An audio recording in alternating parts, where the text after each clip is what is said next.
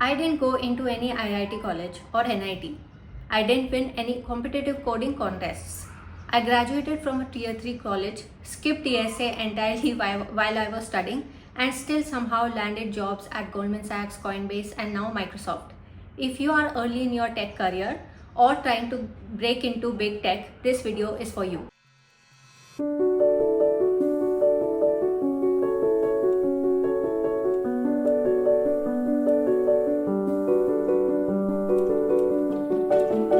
Hi, my name is Kriti and I'm a software engineer at Microsoft. My journey into tech hasn't been traditional. I started from a small service-based company called Gramener, then switched to Goldman Sachs and then Coinbase, and finally now I'm at Microsoft. In this video, I'll walk you through my entire career journey, every major move that I made, why I made it, how I progressed from one step to the other, and what I learned in the process, and how you can apply the same thinking to grow your own career in tech. So back in college, I focused more on development and skipped DSA altogether, which looking back was a huge mistake. I was not able to crack many interviews through on-campus placements. I had to make the best out of the situation, so I applied offline, LinkedIn, Indeed, Naukri, everywhere I was applying. And I was able to finally land a job offer from Infosys. I was one of the last people in CS to get placed in Infosys through campus placements. Around the same time, I also came across an opening on Twitter at X about a job opening in Gramener. I applied. This was off campus, got the interview, cleared the interview, and finally landed another job offer from Gramener.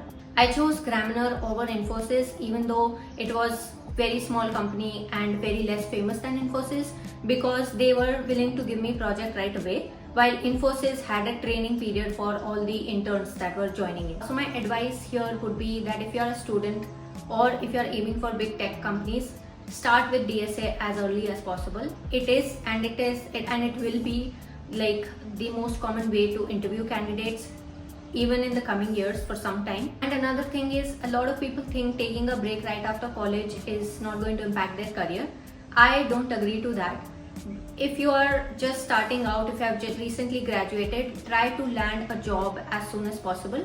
And the way you do that, even if you don't know DSAs, target small service-based companies, land a job first, practice commonly asked questions. Big product-based companies ask a lot of hard questions or medium hard questions, while small service-based companies don't ask that hard questions. So practice those, practice some fundamentals, and keep applying until you land your first job. Taking a huge break right after college to prepare prepare for a better job is not an ideal situation in my opinion.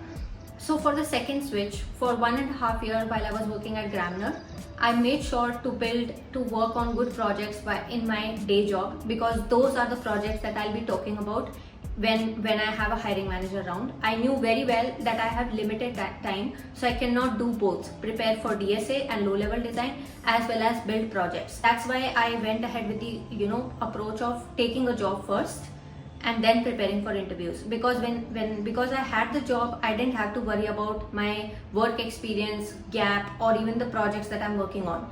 I was already building projects in my company, and in my free time, every free time for the next 1.5 years, I focused entirely on DSA, because I literally had to start from the beginning. I had not done DSA at all while I was in college.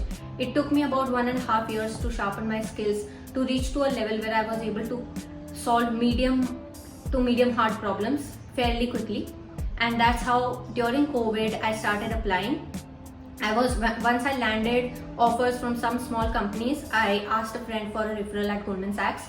She kindly did refer me, and then I got an offer. I went through the entire interview loop for Goldman Sachs and even Urban Company at the time, got both the offers and chose to go with Goldman Sachs. So the lesson here is that don't expect instant results.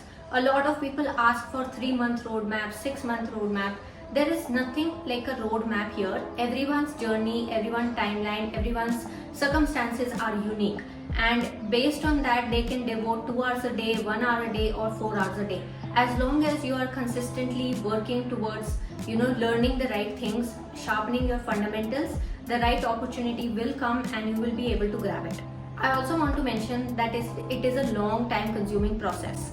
So it's not ideal to just focus on coding for 3-4 months in a row and completely ignore your friends, your health, mental and physical, in order to reach to a certain paycheck or a job. In my case, I felt burnt out after 1 month of doing excessively just doing job and coding. I picked up the habit of exercising at the time, and that has been very helpful to this date. It's a long journey. Consistency matters more. So make a plan that is sustainable. Half an hour or 1 hour of coding every single day is more important than 5 hours of coding one day and no coding the next day. So keep your health in check, maintain your energy, and build a routine that works in the long term. With that you will be able to understand the fundamentals better and study the right concepts and retain them for years to come. To the next journey, from Goldman Sachs to Coinbase. I worked in Goldman Sachs for 3 years, and for the first 2 years I only focused on enjoying my life and working on my job. It was a huge change from coming from Gramener to Goldman. The projects were more complex. I was learning a lot on my job and it demanded more. So obviously I did not continue my interview preparation for the next 2 years. But for the last year at Goldman, I again started slowly picking up, and this time, because I had experience, it was expected for me to know high level design as well. So because my fundamentals from my first time preparation were strong, I did not have to spend much time in ramping up with DSA or low level design. Majority of my study time went to learning high level design, especially for interview purposes. And by the time I started applying after Goldman Sachs, the market tanked. Every day I would get on LinkedIn and see people getting laid off left, right and center. I worried a lot at the time. It almost seemed like, should I change? Should I not change? Even Goldman had a layoff at the time, and it was very challenging. But here's the thing, people are very kind, and the fact that I had Goldman Sachs on my resume helped me get interviews from Uber, Arcesium, Postman, Databricks, Amazon and many more companies. I reached out to people on LinkedIn for referrals. They were kind enough and they referred me, and because I had Goldman Sachs on my resume, I was getting shortlisted. I gave many interviews at this time, and finally I accepted the offer from Coinbase. So the lesson here is that the tech market is very, very unpredictable, and it's going to be like that for next few years as we see how AI impacts the job market. But here's the thing, we can control our preparation. We cannot control how market unfolds, and we can only control how much effort we put in. Going forward, if you are planning to switch job in the next 2-3 years, I think in addition to high level design, low level design, and obviously data structures and algorithm, Gen AI will be a skill that is going to be important going forward for every engineer to know. So prepare well and don't worry too much about what is going to happen to the market. Engineers are going to be needed, but good engineers will be needed more. So prepare well, learn well and build good projects. Okay, so for the final switch from Coinbase to Microsoft. This was a rather unexpected one because I was not actively applying, I wasn't looking for a job change.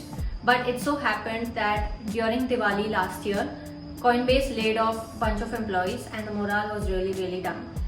When this layoff happened, I just went on to Microsoft career site and applied to a lot of jobs over there. Microsoft has been sort of my dream company for a long time. And few days later, I was home for Diwali. I was casually scrolling through LinkedIn and I saw a hiring manager's post saying that they have an opening in their team. They asked to apply directly to the portal. So I did. I obeyed and applied on the portal, but I also texted him saying that I am a good fit. Please take a quick glance at my resume. I never get shortlisted, so request you to please take a quick glance. Luckily enough, he did. In 1 week, my entire interview loop was done and I had an offer. Surprisingly enough, while I was interviewing for this manager's team, a recruiter reached out to me. Even though in the past I had applied to Microsoft so many times with and without referrals, This time I never applied through referrals, but I applied to a bunch of jobs on the career portal itself. And while I was interviewing for this team, another recruiter reached out to me for another team. And now I was giving interviews parallelly in Microsoft for two different teams. And guess what? I got an offer for both the teams. And finally joined Microsoft in January this year. It's been 6 months now and I'm very grateful that I get to work for Microsoft. The advice here is that sometimes opportunities knock at your door when you least expect it. I was not preparing for interviews. I was not even very interested to switch my jobs from Coinbase to Microsoft. But circumstances became like that, and in a period of confusion, I got an opportunity that felt like the right choice. The only way I was able to do it because I had prepared really well in the past for my interviews. And I have seen a lot of people target companies and then prepare. I never did that. I have always prepared to study, to become a better engineer. I have always prepared data structures and algorithms to solve problems, to improve my problem solving skills. Low level design to improve my coding skills and write better code, and actually use that. Even read books on like clean code to improve my work at Goldman Sachs, Coinbase, etc. Because of it, when an opportunity came and I was not actively preparing for it, I was able to crack the interview. So study well, don't target one company and prepare for that. The market is huge. There are so many good companies. You will only work at one and you can interview at so many. Learn well, keep your fundamentals right, and keep an eye out for opportunities. They'll knock your door when you least expect it. I hope you found this helpful, and if you did, like, share and subscribe for the algorithm. I'll see you in the next one.